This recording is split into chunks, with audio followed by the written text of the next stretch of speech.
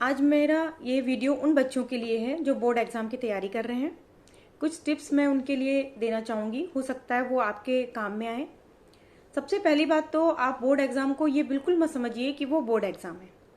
जी हाँ, बिल्कुल जैसे आपने पहले सारे एग्जाम दिए हैं आप उसको उसी तरह से लीजिए कि जैसे हम लोग नॉर्मली पहले एग्जाम देते थे। क्योंकि अगर आप अपने माइंड में ये चीज़ लेके आएंगे कि ये हमारा बोर्ड एग्जाम है, हाँ थोड़ा सा ठीक है, आप सीरियस रहिए, पढ़ाई को अच्छे से कीजिए, बट इस चीज़ का प्रेशर आप अपने दिमाग में बिल्कुल मत लीजिए कि ये आपका बोर्ड एग्जाम है। आपसे कोई भी बोलता है कि भाई बोर्ड एग्जाम है, या आप खुद भी बोलते हो बोर्ड एग्जाम है, तो आप मानिए या नहीं मानिए उस चीज़ का प्रेशर आपके दिमाग में कहीं ना कहीं आता है। तो आप तैयारी कीजिए, लेकिन और जैसे जनरल हम लोग नॉर्मल एग्जाम के करते हैं बिना दबाव के, उस तरह से आप तैयारी कीजिए। एक बच्चों का होता है कि हम कब हम पढ़ने का समय क्या है, हमें दिन में पढ़ना चाहिए या सुबह उठकर पढ़ना चाहिए।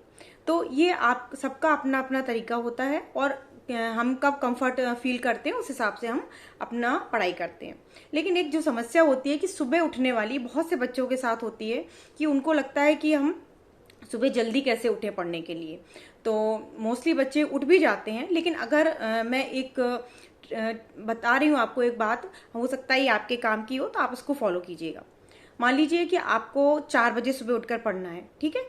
तो 4 बजे सुबह उठकर पढ़ना है, आप अलार्म तो लगाते हैं और उठ के भी बैठ के पढ़ने की भी कोशिश करते हैं, लेकिन कहीं ना कहीं आपको नींद आती है या आलस आता है, जिस वजह से आप पढ़ नहीं पाते हो, फिर सो जाते हो। एक साइकोलॉजी काम करती है, आप ऐसा करके देखिए, हो सकता है आप इस चीज को फॉलो कर सको। अगर आपको 4 बजे पढ़ना है, आपका टाइम 4 बजे पढ़ने का है, तो आप अपने अलार्म को दो अलार्म सेट कीजिए। पहला आप 3:30 बजे का सेट कीजिए, दूसरा 4 बजे का। तो जो 3:30 बजे वाला अलार्म है, आप उसमें उठ के बैठिए, थोड़ा सा रिलैक्स कीजिए, एकदम से बिस्तर से मत उठिए। हो सकता है आपको नींद भी आ रही हो, जी आप बिल्कुल सो जाइए। हाँ, मैं बिल्कुल कह रही हूँ आप सो जाइए। आप देखेंगे जब नेक्स्ट दूसरा अलार्म आपका बजेगा, जितने बजे आपने सोचा है कि आपको पढ़ना है उठने के लिए, तो उस अलार्म में 100% आपके अंदर कोई भी आलस नहीं होगा और आप उठकर बैठ जाएंगे और उतनी ही एनर्जी के साथ आप उसको पढ़ेंगे। ठीक है, करके देखिए, हो सकता है इस चीज से आपके काम में आ जाए। बोर्ड एग्जाम की प्रिपरेशन के लिए, जैसे आपका एग्जाम का टाइम है मान लीजिए फरवरी और मार्च, ठीक है। तो आप अपना एक गोल सेट करिए कि कम से कम 20 दिन पहले या 1 महीने पहले, जैसी आपकी आप उसको रिवीजन कर सकते हो, आपका रिवीजन हो जाना चाहिए। मतलब कि आप अपने 20 दिन या एक महीना जो है, उस समय को आप बिल्कुल काउंट नहीं कीजिए। उससे पहले पहले आपका सारा रिवीजन आप कंप्लीट कर लीजिए, क्योंकि आप जो भी रिवीजन करोगे अब वो शॉर्ट में करोगे। उस तरह से आपको क्या होगा कि जब एग्जाम का टाइम होगा, आपके मतलब कोई भी प्रेशर नहीं होगा कि भाई मुझे अब एग्जाम की तैयारी करनी है या कुछ रह गया उसका, फिर आप ओरल थोड़े थोड़े में भी आप करते रहोगे, तो आप बिना दबाव के आप एग्जाम दे सकोगे। ठीक है, ये तो रही एग्जाम के पहले की बात। लेकिन एग्जाम टाइम पे आपको किस तरह से मैनेज करना है, क्योंकि देखिए क्या होता है कि हम लोग बहुत अच्छी तैयारी कर लेते हैं। कई बार क्या होता है कि हमारी जिस लेवल की तैयारी होती है उस तरह का हम एग्जाम में परफॉर्म नहीं कर पाते। उसके कई कारण होते हैं। पहला कारण होता है कि हम जरूरत से ज्यादा दबाव अपने ऊपर ले लेते हैं, जो हमें बिल्कुल नहीं लेना है। जब भी आपका एग्जाम स्टार्ट होगा, याद रखिएगा, जब भी आपके एग्जाम स्टार्ट होंगे, मैं एक बहुत इंपॉर्टेंट बात बता रही हूँ, क्योंकि 100% बच्चे जो होते हैं वो ये गलती करते हैं, और अगर आप ये गलती नहीं करेंगे तो आपके एग्जाम पे इसका बहुत ही इफेक्ट होगा। अभी जब आप एग्जाम, मान लीजिए आपका जो शेड्यूल है उसमें आपने पहला एग्जाम दिया, उसके बाद में आपके एग्जाम में कुछ गैप है या दूसरा एग्जाम है, तो जब आप वो पहला एग्जाम देकर आओगे तो आप उसको डिस्कस बिल्कुल नहीं करोगे। उसमें आप नहीं देखोगे कि आपका एग्जाम में आपने अपना बेस्ट दे दिया। आप नहीं देखोगे कि आपने उसमें कितनी गलतियां की हैं या कितना सही किया है। अब आप नेक्स्ट आपका जो दूसरा एग्जाम है, आप उसकी में अच्छी तरह से तैयारी में लग जाओगे। क्योंकि अगर आपने गलती से भी जो आप एग्जाम देकर आए हो उसके बारे में डिस्कशन कर लिया या थोड़ा सा देख लिया, क्योंकि जो जागरूकता मोस्टली सभी बच्चों में होती है, पर आपको वो गलती नहीं करनी है। तो आप चाहो या ना चाहो, आपके आने वाला जो एग्जाम है, दूसरा जो एग्जाम है, उसमें आपकी कितनी भी अच्छी तैयारी हो, उस पहले एग्जाम का जो इफेक्ट है वो जरूर पड़ेगा। तो आपको क्या करना है कि जितने जो भी आपको करना है, अपना डिस्कशन करना है या जो भी अपना देखना है पेपर आपने कैसा किया है, वो जब सारे एग्जाम आपके कंप्लीट हो जाएंगे उसके बाद वो बेस्ट टाइम होगा जिसमें आप अपना एग्जाम आप देख लीजिए कि आपने किस तरह से किया उसको। ठीक है, तो आप इस चीज को याद रखिएगा।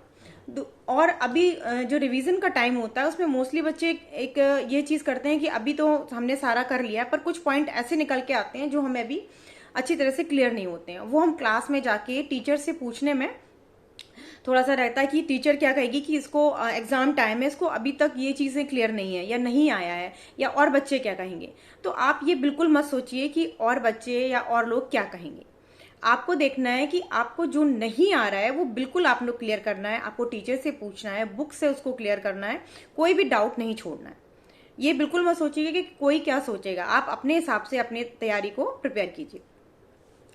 जब आपके एग्जाम का एक शेड्यूल है, मैं आपको बता दी, अब आप शॉर्ट टर्म में जो बाकी के 20 दिन या 30 दिन आपके पास रहेंगे एग्जाम के बाद, उसको बिल्कुल शॉर्ट पॉइंट में करिए, लॉन्ग में नहीं।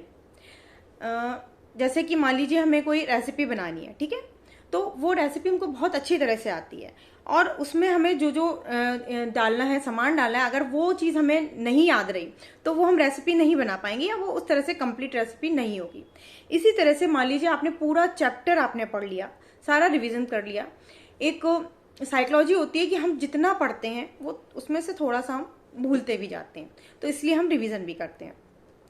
तो अब आपको क्या करना है कि आपको शॉर्ट नोट के फॉर्म में एग्जाम की तैयारी करनी है। जैसे कि बुक के पीछे आपका कोई भी सब्जेक्ट हो, ऑल सब्जेक्ट, उसमें बुक के पीछे कुछ इंपॉर्टेंट पॉइंट दिए रहते हैं। अब आपको उन सारे इंपॉर्टेंट पॉइंट को पढ़ना है और आपका मार्केट में सॉल्व पेपर आते हैं, यानी कि पिछले 5 साल या 6 साल तक के जो पेपर होते हैं, जो क्वेश्चंस पूछे गए हैं, अब आपको उनको सॉल्व करना है। और सॉल्व करना है पहले उसको आपको मन में सॉल्व करना है। मान लीजिए आपने क्वेश्चन पढ़ा, अब आप उसको खुद ही आप सोचिए कि इसका आंसर क्या हो सकता है जो आपने पढ़ा है। नहीं याद आ रहा है, आप थोड़ा सा टाइम दीजिए और फिर जितना जरूरी हो फिर उसको कॉपी में भी आप सॉल्व कीजिए। अगर आप यकीन मानिए, अगर आप इन छोटी छोटी बातों को ध्यान में रखेंगे तो आप जितनी अच्छी तरह से आप प्रिपेयर करेंगे उतने ही अच्छे आपके मार्क्स आएंगे। और मार्क्स से ज्यादा इंपॉर्टेंट होती है नॉलेज। तो जब हम किसी चीज को पढ़ रहे हैं और हमें उसकी पूरी प्रॉपर नॉलेज भी होनी चाहिए, क्योंकि मार्क्स तो ज्यादा और कम हो सकते हैं लेकिन नॉलेज कंप्लीट होनी चाहिए, उस नॉलेज को हमें गेन करना है। ठीक है, तो अब मैं उम्मीद करती हूँ कि आपको ये मेरी छोटी छोटी टिप्स समझ में आई होंगी, जिससे आपके एग्जाम की प्रिपरेशन आसान हो जाएंगी और आप उनको फॉलो करते हुए अपने एग्जाम अच्छे से प्रिपेयर करेंगे। Best of luck.